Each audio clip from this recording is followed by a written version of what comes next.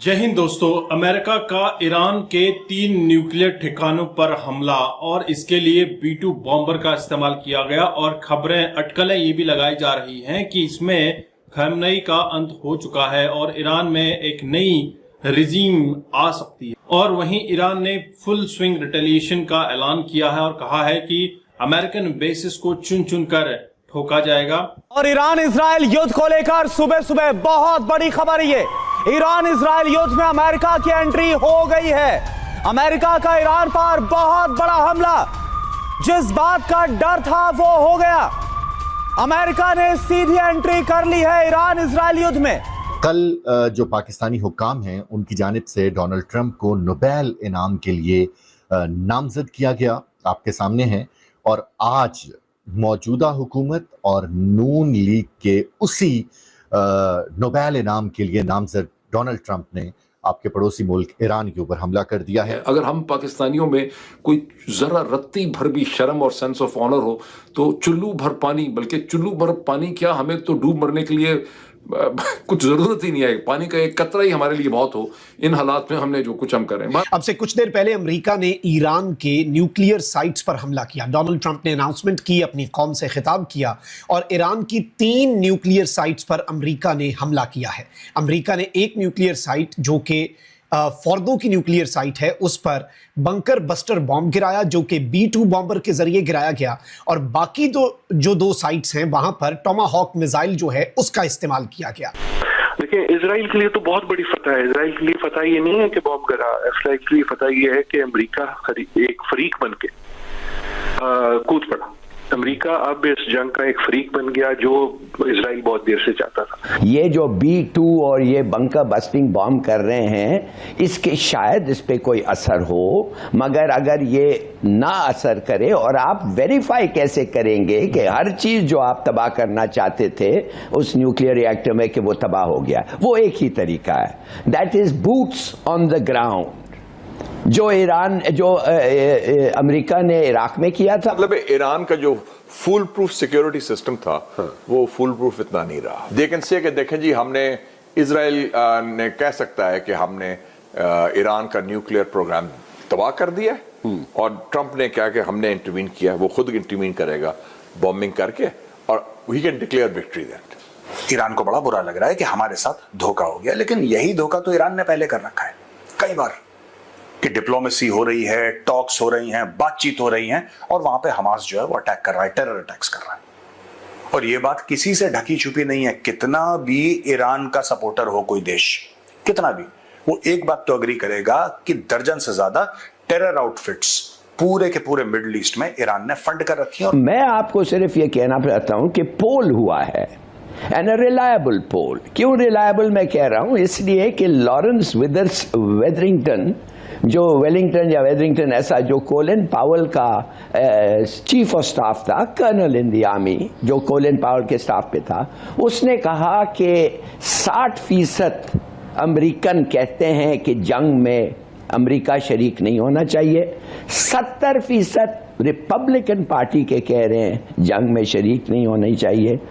और मेरे ख्याल में अगर पोल ले लेते कि लैंड वॉर में अमेरिकन ट्रूप्स को भेजें तो कितना, मैं समझता हूं कि वो तो कोई 90% हो जाएगा।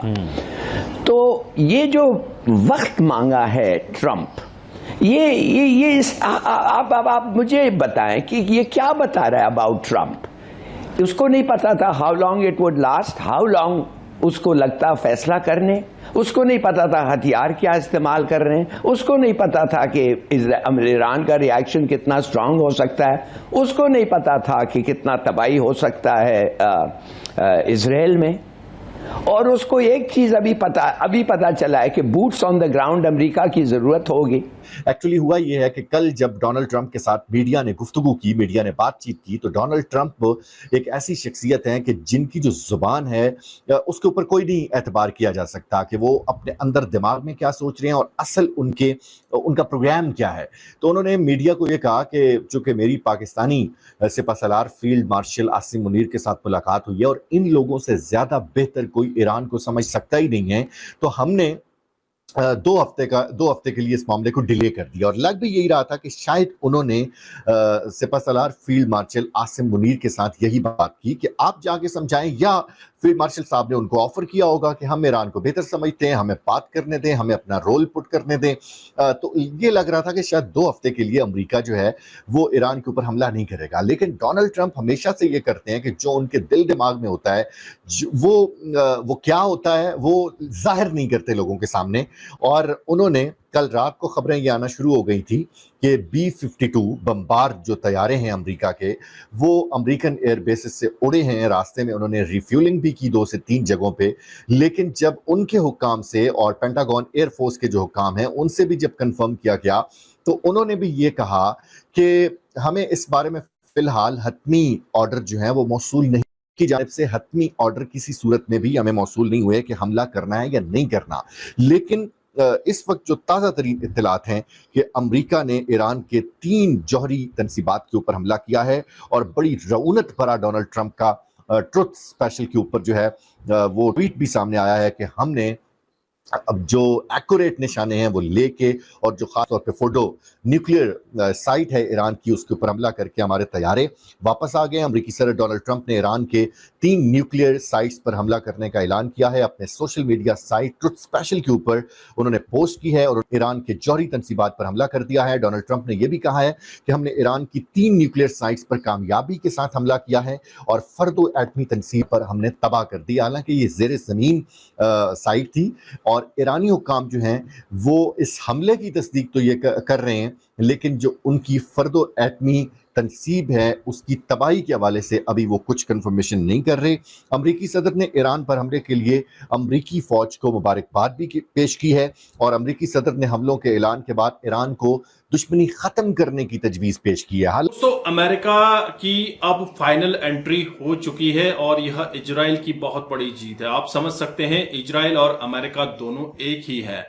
इजराइल ने जिस तरह से ईरान पर हमले शुरू किए, इसके बाद अटकलें लगाई जा रही थी। बहुत सारे देश ये सोच रहे थे, जैसे पाकिस्तान जैसा देश है, वो कह रहा था कि हो सकता है इसमें अमेरिका पलट जाए, अमेरिका इजराइल का साथ ना दे। लेकिन अमेरिका ने कल ही 3 ठिकानों पर हमले किए हैं और खबरें ये भी आ रही हैं कि 12 बंकर बस्टर बॉम्ब्स का इस्तेमाल किया गया है और खैमनेई की लोकेशन ट्रेस करने के बाद ही इन B-2B बॉम्बर्स का इस्तेमाल करने के बाद ये कहा गया है डोनाल्ड ट्रंप के ट्वीट के द्वारा कि हमने एटमी ठिकानों पर हमला किया है। और आने वाले समय में आप देखेंगे जिस तरह से ईरान रिटेलिएशन कर रहा है तो कहीं ना कहीं अब ईरान में बूट्स ऑन ग्राउंड वाली सिचुएशन बनने वाली है, क्योंकि हिलाली का दिमाग यहाँ पे हिल चुका है। वह सजेशन भी दे रहा है कि जब तक आप बूट्स ऑन ग्राउंड नहीं करोगे तब तक आपको पता कैसे चलेगा कि आपने न्यूक्लियर साइट्स तबाह कर दी हैं, खैमनेई मर चुका है, वगैरह वगैरह।